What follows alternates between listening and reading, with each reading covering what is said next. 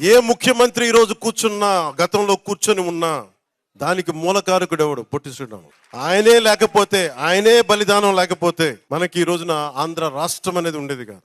So నేను ఉన్నది దేనికి అంటే, ఇంతమంది గొప్ప మహానుభావులు ఉన్నారు. నేను అన్నా క్యాంటీన్లతో మాట్లాడి ఒకటి అడిగాను, అన్నా గారి క్యాంటీన్లతో పాటు డొక్కా సీతమ్మ గారి క్యాంటీన్లు రావాలి. అన్నా క్యాంటీన్లు ప్రారంభిస్తున్నప్పుడు దాంట్లో కొంత భాగం డొక్కా సీతమ్మ గారి క్యాంటీన్లు కూడా ఉంటాయి.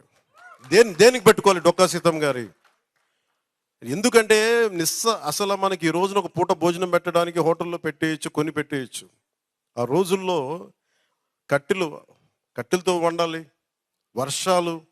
అలాంటి సమయంలో ఆవిడ కూర్చొని అమ్మ సీతమ్మ ఆకలి అంటే కూర్చోబెట్టి అన్నం వండి పంపించే, లంకల దగ్గరికి వెళ్ళి కూడా ఆవిడ చేసేదంటే, అలాంటి విలువలున్న మనుషులు మనం గుర్తు తెచ్చుకోకపోతే సమాజం విచ్ఛిన్నమైపోతుంది.